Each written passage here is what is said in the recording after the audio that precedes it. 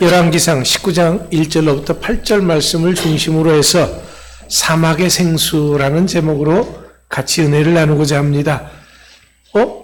칼럼에 사막의 생수가 있는데 제목도 사막의 생수네요 하고 뭐가 잘못된 게 아닌가 하고 혹시라도 생각하셨던 분이 있을 수 있습니다만은 칼럼은 사막의 생수고 오늘 설교 제목도 역시 사막의 생수입니다.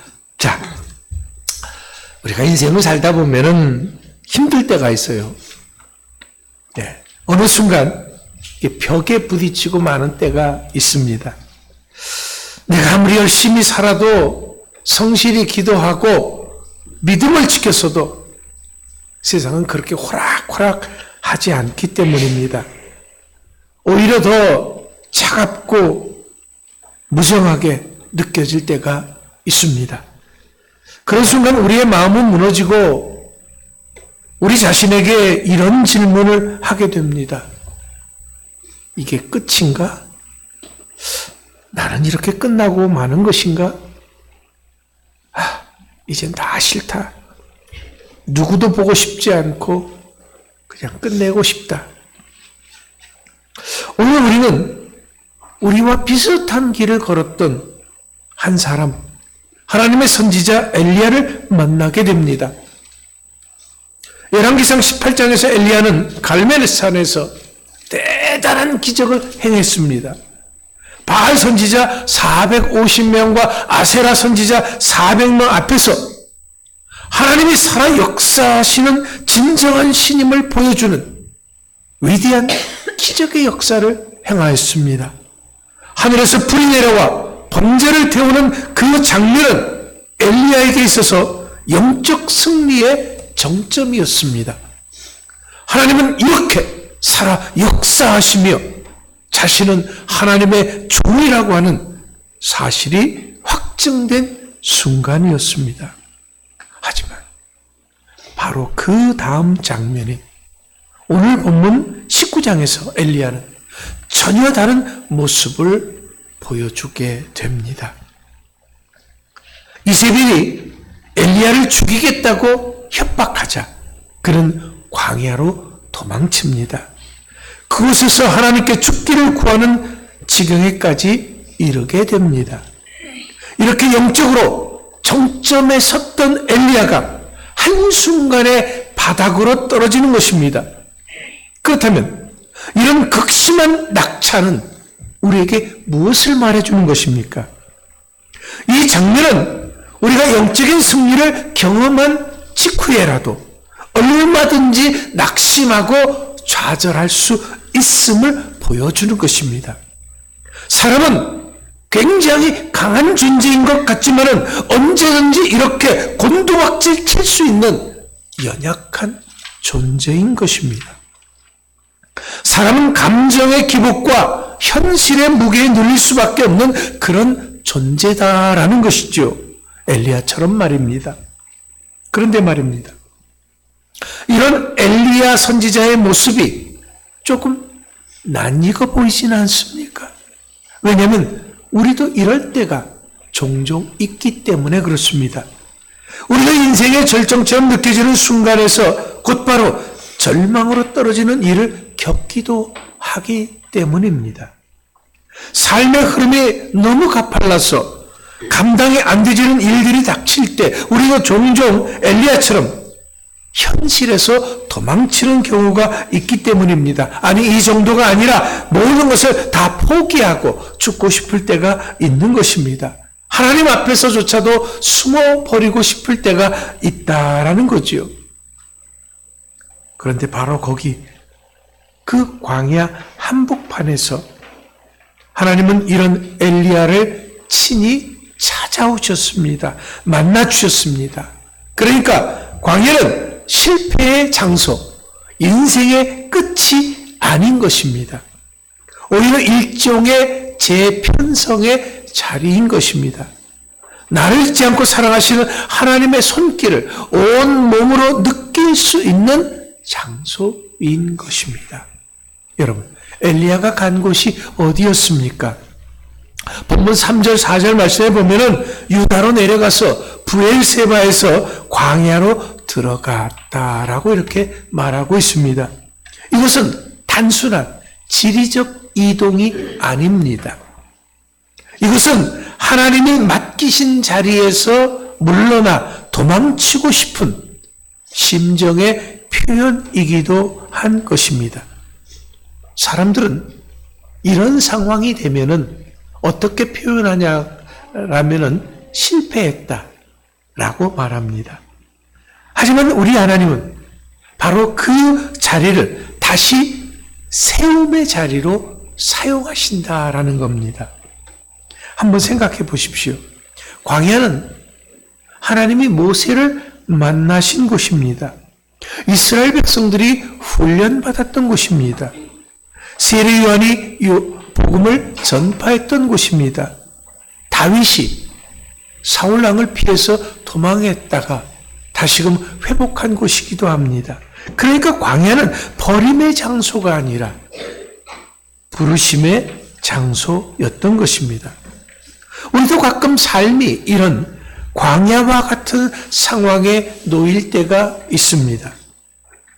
그런데 하나님은 이런 엘리야를 향해서 뭐라고 하셨습니까? 넌 선지자가 돼가지고선 왜 그 모양이야? 말씀하지 않으셨습니다. 넌 내가 함께하여 주고 기적까지도 베풀어 줬는데 이렇게밖에 못하니? 그것이 아니었습니다.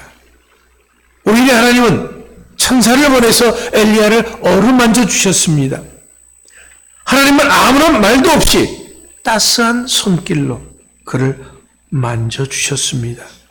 그리고 그를 깨우셔서 일어나 먹으라라고 말씀하셨습니다. 이렇게 2번씩이나 따뜻한 물과 떡을 준비해 주셨습니다. 하나님은 먼저 이처럼 엘리야의 지친 몸을 돌보셨습니다. 꾸짖지 아니하시고 이유도 묻지 아니하시고 논리적으로 따지지도 아니하셨습니다. 그냥 먹어라 말씀하셨습니다. 이것이 바로 우리를 돌보시는 하나님의 방법인 것입니다. 예수님이 베드로를 찾아오셨을 때도 마찬가지였습니다. 베드로와 함께 있는 제자들, 예수님이 부활하셨음에도 불구하고 그들은 다시금 고기 잡고 있었던 그들을 찾아오셔서 그들에게 야단치셨습니까? 아닙니다. 베드로가 예수님께서 베드로에게 너 나 왜 배반했어? 내가 그렇게 말했는데도 왜 너는 나를 3번씩이나 모른다고 그렇게 말했어? 따지지 않으셨습니다. 그들을 위해서 먹을 것을 준비해 주셨습니다. 이것이 우리를 돌보시는 하나님의 방법이다라는 거죠. 이 장면은 오늘 우리들에게도 깊은 위로를 줍니다. 우리도 누군가 지쳐있을 때 이런 말 저런 말 하기보다는 그 사람에게 물 한 잔이라도 건네는 사람이 되었으면 좋겠습니다. 왜냐하면 하나님이 그렇게 하신 것처럼 우리도 그런 따스한 손길이 되어졌으면 좋겠습니다. 오늘 이 시간 나를 찾아오신 하나님의 따스한 손길과 생수를 얻을 수 있는 여러분 모두가 되시길 바랍니다. 지금 엘리야는 자기 감정 안에 갇혀 있습니다. 엘리야는 말합니다. 하나님이 시키는 대로 했는데도 이렇게 목숨의 위험을 받고 있는 상황이 되었습니다. 하나님, 나는 정말 열심히 일했는데도 다 소용이 없어졌습니다. 오히려 더 힘든 상황이 되어졌습니다. 이제 정말 다 내려놓고 그만 일하고 싶습니다. 나 혼자만 이렇게 남았습니다. 보세요. 이제 나도 끝났습니다. 이것은 완전 우울증의 전형적인 패턴입니다. 그런데 하나님은 이런 엘리야의 감정을 무시하지 않으셨습니다. 엘리야가 가진 그 감정을 그대로 인정하셨지만은 거기 그대로 갇혀 있도록 내버려 두지는 않으셨습니다. 오늘도 하나님은 엘리야와 같은 심정인 우리에게 다가와 조용히 물으십니다. 지금 너 어디 있니? 내가 너를 부른 자리가 정말 거기니? 이 질문은 단순히 지금 우리의 위치를 묻는 것이 아닙니다. 우리의 마음이 어디 있는지, 우리의 영혼이 어떤 상태에 있는지, 우리의 믿음이 지금 어떠한지를 묻는 질문입니다. 이 질문은 창세기에서 아담에게도 동일하게 하셨던 질문입니다. 죄를 짓고 도망쳤던 아담을 부르셨듯이 낙심 속에 도망친 엘리야도 그렇게 부르시는 것입니다. 오늘의 나를 찾고 있는 하나님의 부르심인 것입니다. 엘리야는 하나님을 피해서 도망쳤지만 하나님은 이런 엘리야를 찾아오셨습니다. 이것이 어쩌면 우리의 신앙의 패턴, 삶의 패턴이 아닌가 생각해 봅니다. 계속해서 우리는 도망가고 하나님은 이런 우리를 찾아오시고 하는 것 말입니다. 그런데 하나님은 우리가 약할 때, 우리가 도망갈 때 우리를 야단치는 것이 아니라 우리를 먼저 찾아오셨습니다. 우리의 약함을 아시고 채워주셨습니다. 이런 하나님의 사랑이 있기 때문에 오늘 우리가 여기 있는 것입니다. 하지만 때로 우리가 믿음의 자리를 지키는 것이 고통스럽고 외로운 순간에 떨어질 때가 있습니다. 그럼에도 불구하고 그 순간에도 우리 하나님은 우리를 혼자 내버려 두지 않으십니다. 왜냐하면 우리의 삶의 여정이, 우리의 믿음의 여정이 아직 끝나지 않았기 때문입니다. 하나님은 엘리야에게도 우리에게도 맡기신 사명의 길이 아직 남아 있다라는 거지요. 하나님께서 우리가 잠시 주저앉았다고 해서 우리에게서 사명을 거두시는 그런 모인정한, 매정한 하나님이 아닙니다. 하지만 우리가 믿음의 자리를 지킨다고 하는 것은 단순히 교회에 출석하고 종교적인 행위를 지속하는 그런 것이 아닙니다. 우리가 믿음의 자리를 지킨다는 것은 그것은 하나님이 나를 부르신 그 뜻 안에, 그 부르심 안에 거하는 것입니다. 부르심의 그 자리는 때로 편하지 않을 수 있습니다. 외롭고 힘들고 버거울 수 있습니다. 엘리야처럼 다 내려놓고 싶을 때가 있습니다. 도망가고 싶을 때가 있습니다. 하지만 분명히 말할 수 있는 것은 바로 거기에 하나님의 임재가 있다라는 것입니다. 반대로 아무리 상황이 좋아 보여도 하나님이 떠나라 하는 자리는 더 이상 우리가 머물러야 할 곳이 아닙니다. 이런 것은 세상 모든 것을 다 준다고 할지라도 미련 없이 박차고 떠나야 합니다.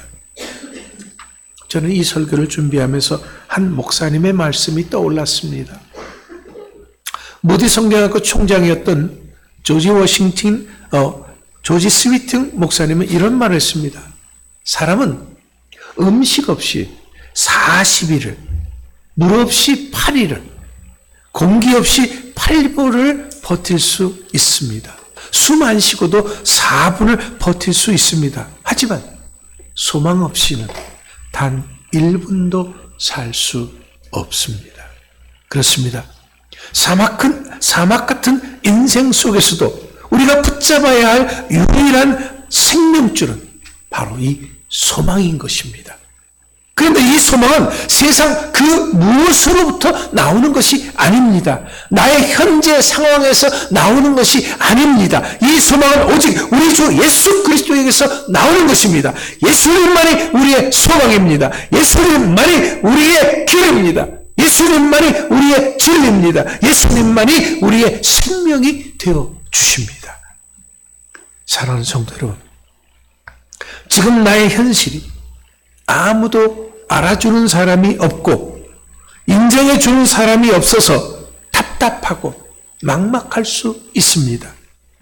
몸조차도 아프고 앞길이 보이지 않을 수 있습니다. 하지만 이런 나의 모든 형편과 사정을 내가 사랑하는 사람조차도 모른다고 할지라도 우리 하나님은 다 알고 계십니다. 우리 하나님은 지금 우리의 마음, 우리의 눈물, 우리의 상처, 우리의 고통, 우리의 지침까지도 다 알고 계십니다. 다 보고 듣고 기억하고 계십니다. 그렇기 때문에 이런 우리를 다시금 회복의 자리로 부르시는 것입니다. 그리고 하나님은 부드럽고 따스한 음성으로 말씀하십니다. 사랑하는 자야, 내가 너와 함께 한단다. 우리 다시 시작하자. 그렇습니다. 지금 우리는 하나님의 이 음성 한마디면 족합니다. 우리는 다시 일어설 수 있습니다.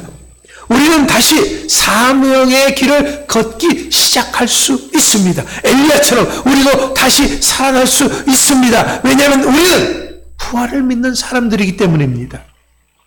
사랑하는 성도 여러분, 오늘도 하나님은 지친 우리를 부르십니다. 믿음의 자리, 순종의 자리로, 회복의 자리로 말입니다. 물론 그 자리는 쉽지 않습니다. 하지만 나를 사랑하시는 하나님이 부르셨고 말씀하시기 때문에 충분히 내가 거기 있어야 할 것이고 의미가 있는 자리인 것입니다. 그러니 오늘 주님의 음성에 귀 기울이고 다시 한번 사명의 길을 시작합시다. 하나님이 부르신 그 자리로 다시 나갑시다. 비록 거기가 사막이라고 할지라도 이제 그곳에도 생수가 흐를 것이기 때문입니다. 거기가 무덤 같은 현실이라고 할지라도 다시 살아나는 기적이 있을 것이기 때문입니다. 여러분, 우리 인생의 사막 가운데서도 하나님은 우리와 함께 하십니다. 때론 지치고 쓰러질지라도 하나님은 우리를 일으켜 세우시고 다시 시작할 수 있도록 돌봐주십니다. 그렇기 때문에 이제 우리는 다시 시작할 수 있습니다. 하나님의 음성을 따라서 하나님이 부르신 그 자리를 향해서 함께 믿음의 길을 걸어가는 저와 여러분들이 다 될 수 있기를 진심으로 축원합니다. 기도하겠습니다.